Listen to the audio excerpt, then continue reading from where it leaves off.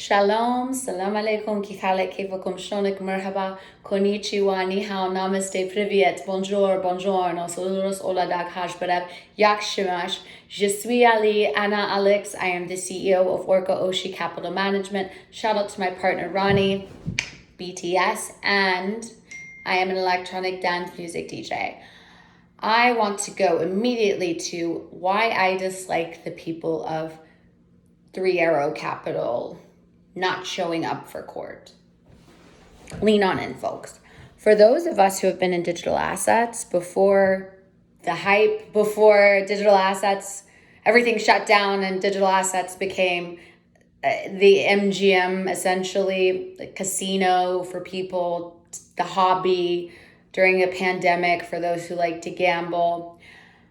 And what I very much dislike is people who like to get things that people like myself and others, I'm sure watching, have put time, effort, and energy learning bottom ass up. I mean, we're talking GDAX having to wait 3 to 5 days just to not pay the GDAX Pro. So if you knew GDAX before Brian Armstrong brought it, I'm sure I'm talking to you. I'm sure you share my frustration.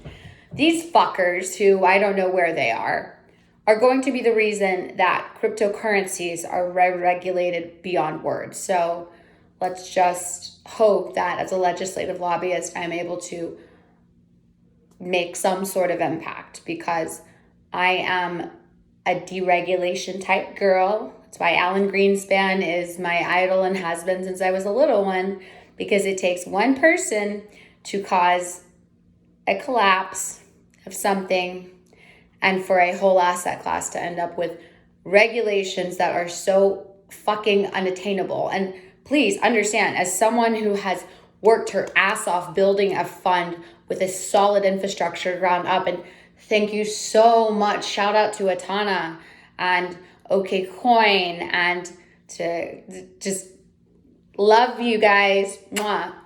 And to every other exchange I onboarded to that is a safe exchange. Drop a C-section comment if you want a discount code for a fund. Nonetheless, for everyone who took me seriously when I said I'm going to onboard my fund, but as a contrarian, I'm going to sit back and wait for a collapse, a crash, this is too overly saturated, etc. And writing your own KYC AML policies are difficult enough. It's going to be even more fucking difficult because these little shits didn't show up to court. I don't appreciate it. So I also am very happy that I am not part of the Celsius group. Or thank you to every man who told me it was a scam. Thank you for every man who guided me well, who said, don't use BitMEX, don't use Deribit, whatever. Thank you to every single man who guided me to the proper exchanges. And I want to say I was very bummed when Poloniex, who was funded by Goldman Sachs, we as Americans cannot use it, but world, feel free to. I remember when I had to get assets out, they said pull your assets by a certain date. And I remember just weeping, teaching myself how to code 24-digit API keys, and have evolved as a human being. And I just want to give a big shout out to every mentor, every person who was an institutional investor who was experimenting with crypto at the time, having fun with myself and just learning with me and not making fun of me, but especially to the engineering community that has seemed to very much welcome myself and Orca as someone who wants to advocate for those in the field.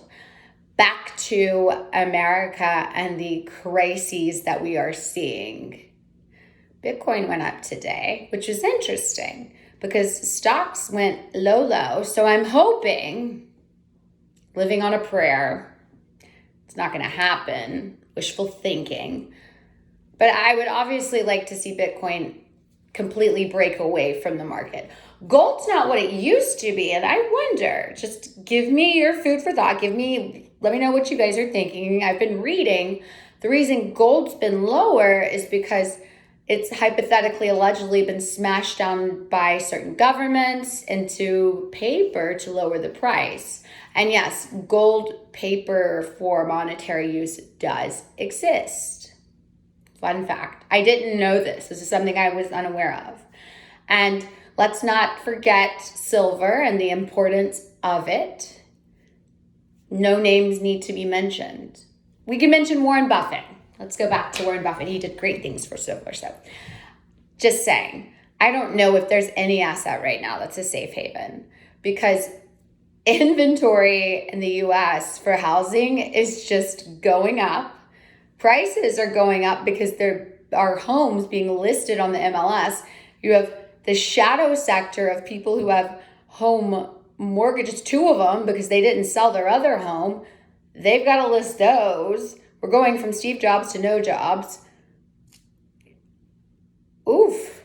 And the Fed is going to hike rates in July, either 0.75 or that 1%, which either way, inflation's at 9.1. We are supposed to match inflation. You guys, the whole point of rate hikes are to match inflation or beyond. So for the Fed to actually match inflation, they should raise it, I don't know, what is it, 10%? Something insane that just would be illogical, but yet logical based on financial principle. 8 out of 9 recessions have been Fed induced. Let's end it and we can rebuild ASAP. A central bank digital currency, because we have 5 currencies identified. Just hold up 10 fingers. 5 currencies. 5 to the IMF. Okay? IMF says so. We have 5 currencies identifying as one world reserve currency. How the fuck can inflation go down if we don't even know which reserve currency is going to be dominating? We have the yen, the yuan, the euro, the pound, the dollar. 5 currencies identifying as one. Yikes. But back to the housing market. You look at the auto market, and I love history, and I love documentaries, and I love almanacs, and I find it important as a macro analyst and human being, and just find a lot of interest in being a gregarious human being, yet a voracious reader. So, fancy this. The auto market's about 6 to 12 months ahead and is usually a decent precursor as to what's to come for the, I would say, house and economy, the market. And homes are being, cars are being repoed left and right. I want to say 2.2 million cars were repoed. I forgot which time span, but kind of is going to suck if you just all of a sudden lose your car. More that subprime lending of autos people are delinquent AF on those. And I just have to ask myself, these people that are pulling mortgages, that are buying homes, even those that did cash out refis, what is this going to look like for that person's budget who has no discretionary spending abilities yet left? To the best of my ability, most Americans live paycheck to paycheck without a side hustle, or many people I know don't really have a skill set. They pretend to with Photoshop, but they don't. And you have to work your ass off. And I'm not someone say up here hubrisly saying I have a skill set. I'm saying I talk about crying, trying to learn code, and I did learn it, but blood, sweat, and tears. So I have issue with regulation. I have issue with the housing market. I do believe is going to go into 2023, because just looking at the time it takes for foreclosure, we still have some homes in forbearance, and the shadow banking sector. We have Fannie and Ginnie Mae, the shadow banking sector. I would love to see what those numbers look like. I get the emails from Freddie and Fannie just keeping a look at the data, and I don't like what I'm seeing because people are not putting much into their home. So if you're not putting much into your home, when you have inflation going up, costs of goods and services, no discretionary spending, and you've got an emergency. Your life is maybe looks like mine, an existential threat to just existence. Emergency, random. Then I think everyone right now should be quite concerned about financial stability, hypothetically, allegedly. Now, if you're a contrarian and you've prepared for, let's say, 2 years, and you have your partner, hypothetically, allegedly, with all the metadata of your preparations and specificities, you might be okay. You might be able to write a book long term, but you still need to short term, obviously, bring in and be able to bring in fiat.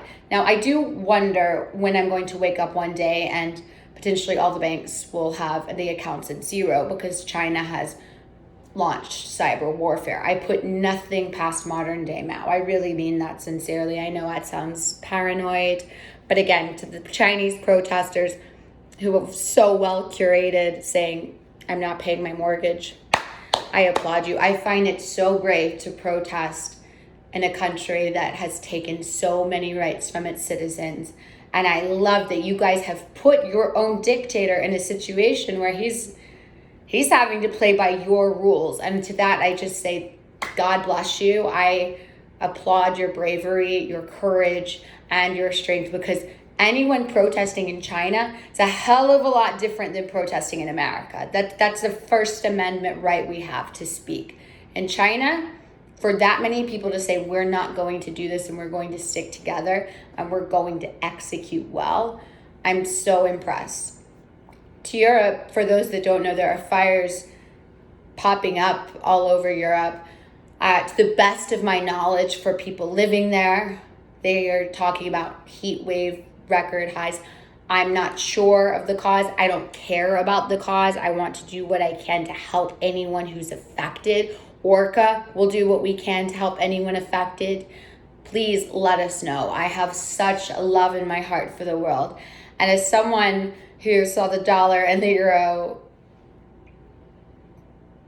at the same level for the first time in I don't know how long, I found it funny because as someone that loves triangular arbitrage and Forex along with digital potentials, I just thought it was funny, amusing, and whatnot, but also things I find funny and amusing people think are boring and whatnot. But let's really end this on an even more sobering note. And I say this, if you're watching this video, we really need to just not center ourselves financially, obviously with securities, food, water, etc., due to the obvious shortage. And I believe a water crisis, a global one coming, well, it's already here, but be that as it may, I would say spiritually and also find your tribe.